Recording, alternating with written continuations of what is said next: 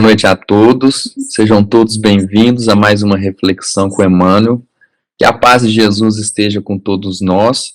Boa noite, Duda.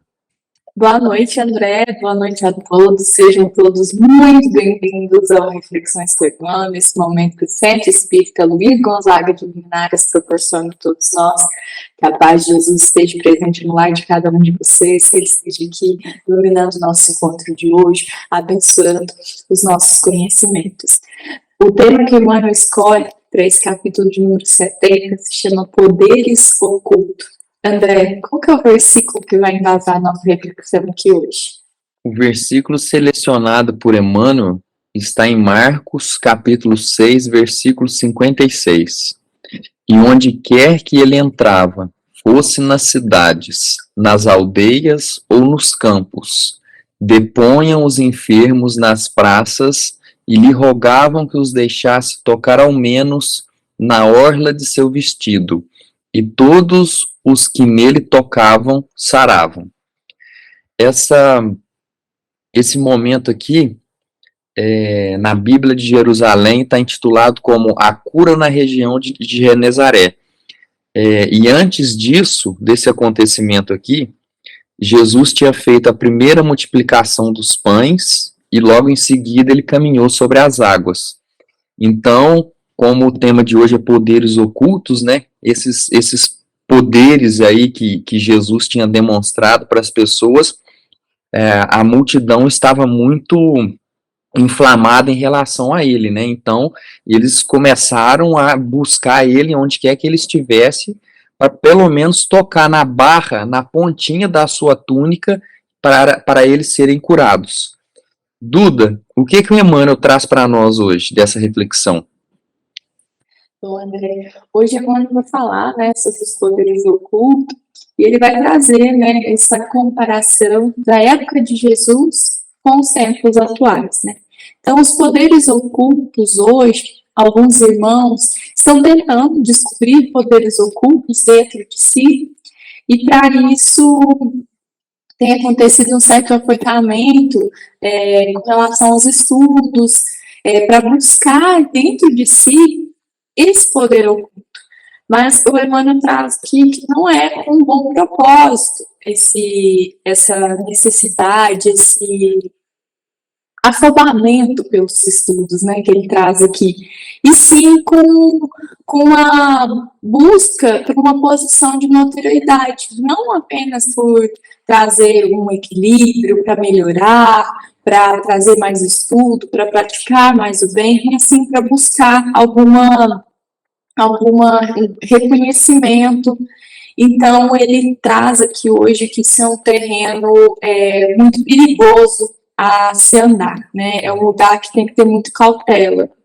Então ele traz, né, esse comparativo que Jesus, né, que pisou aqui na Terra é o que mais tinha esses poderes ocultos, né? Era o espírito mais dotado de recursos para trabalhar em prol dessa lei de amor, né?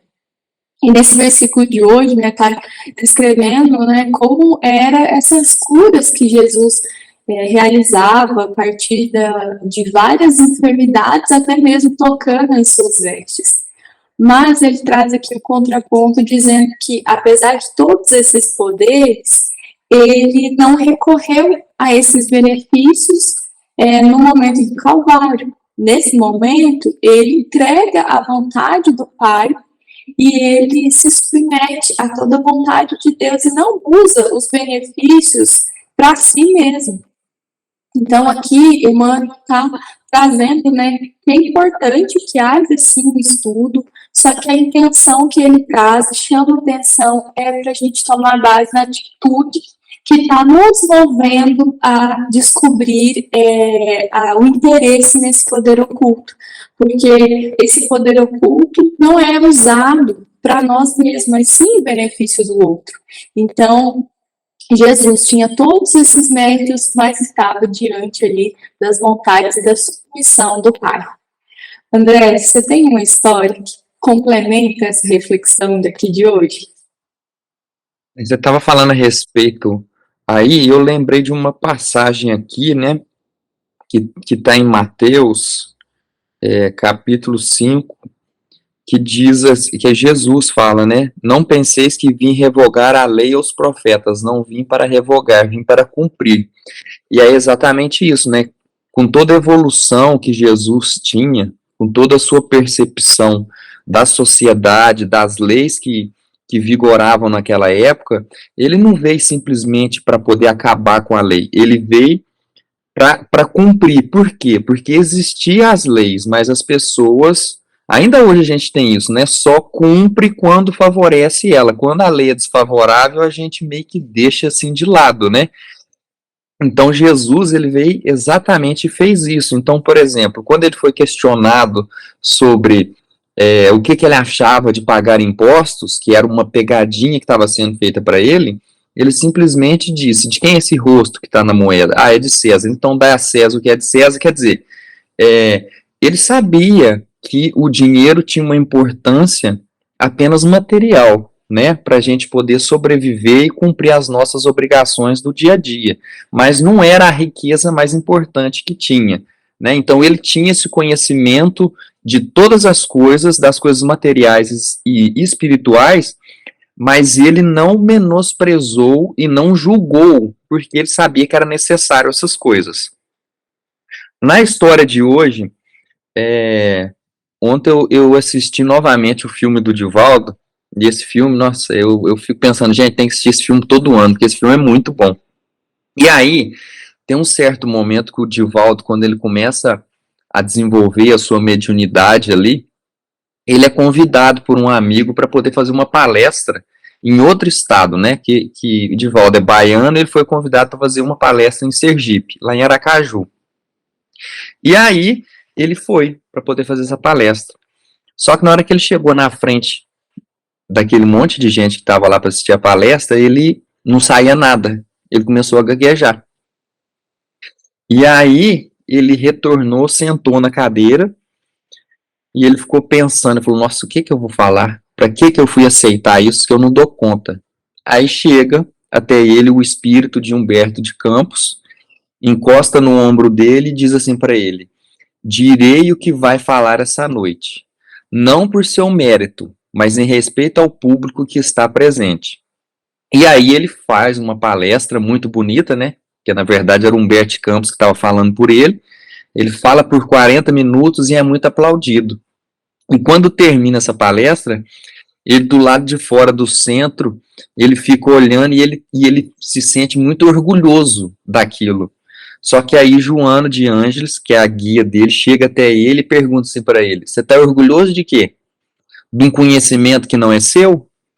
E questiona ele assim, você tem estudado os livros que os espíritos sugeriram para você estudar? Aí ele fala, sim, mas não muito. Aí ela cobra ele e fala assim, então por que você aceitou um convite para uma palestra?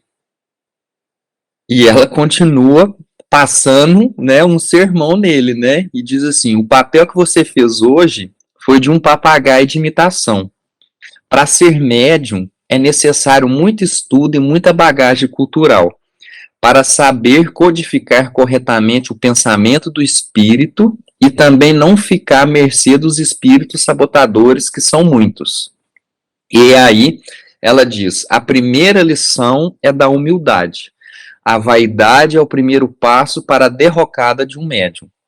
A boa mediunidade se forma lentamente com estudo calmo e sereno, longe dos prazeres mundanos e do tumulto das paixões.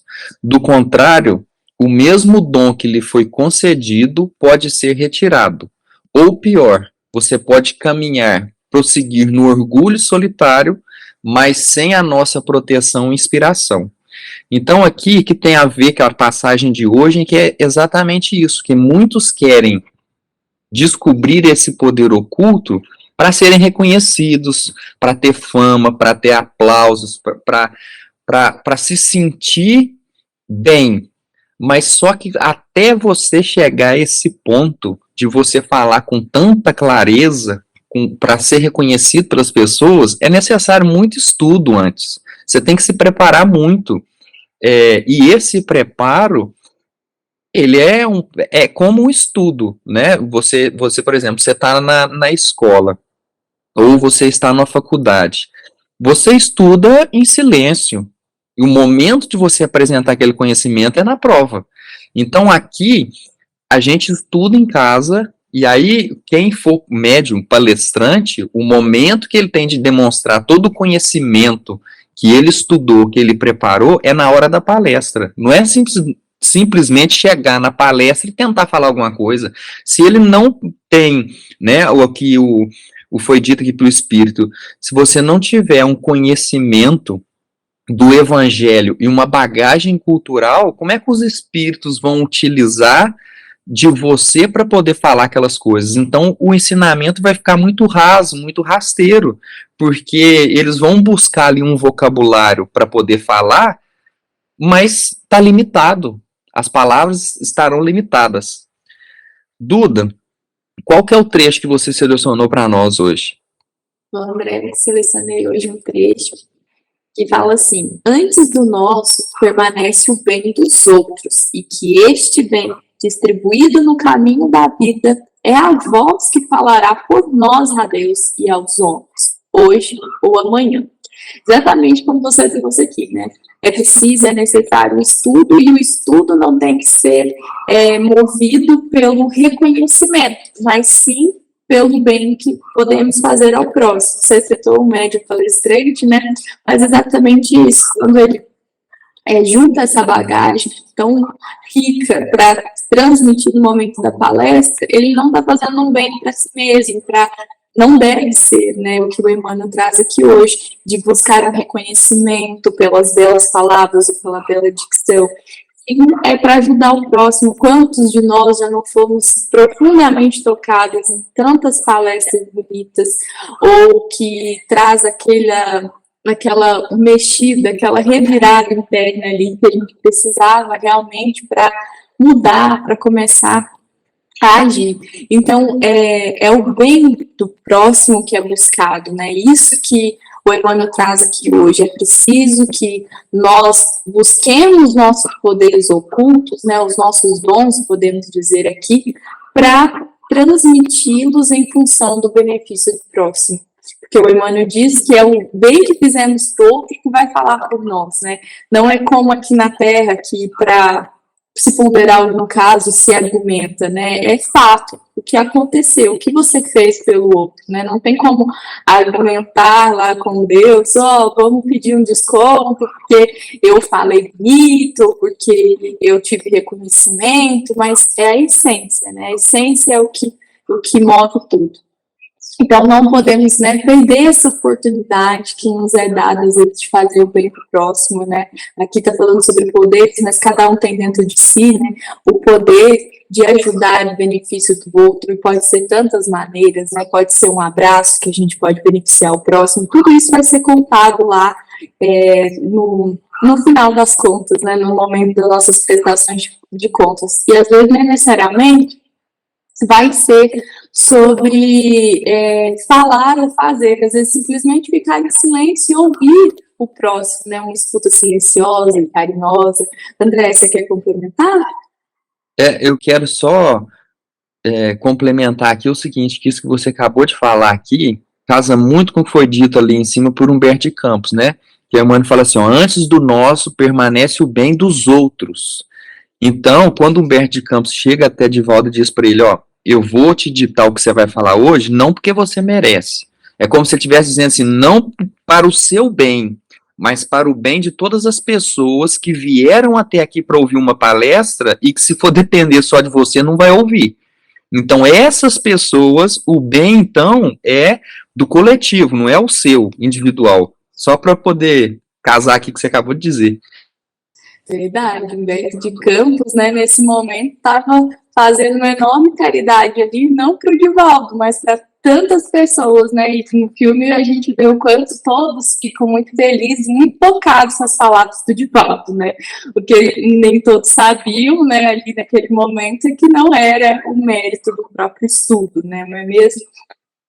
Mas o objetivo aqui que Emmanuel traz hoje para nós é que todos nós temos esses poderes ocultos e eles devem ser constantemente usados no benefício do próximo, e cada um de nós temos esse poder. Somos cristãos e temos como obrigação nossa viver o Evangelho a partir das nossas atitudes. E a lei de amor, né, fala muito disso, dessa assistência para o próximo. Então, que todos nós possamos, né, despertar, cada um de nós, esses poderes que temos em função do benefício do próximo, também nos dedicar aos estudos, né, semanalmente nos reunimos aqui, diariamente nos reunimos aqui com a Ana, né, para os estudos do Evangelho. Na semana que vem, espero todos vocês para continuarmos, né, nessa busca, nesse estudo, para aprimorarmos os nossos dons e os nossos poderes. Semana que vem, Emmanuel vai falar sobre para testemunhar. É um versículo que está no Evangelho de Lucas, capítulo 21, versículo 13. Jesus diz: e vos acontecerá isto para testemunho. Espero todos vocês no sábado que vem. Essa foi uma mensagem do Centro Espírita Luiz Gonzaga de Luminares. Até sábado que vem a todos.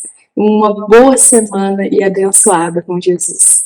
Até sábado que vem a todos e que assim seja.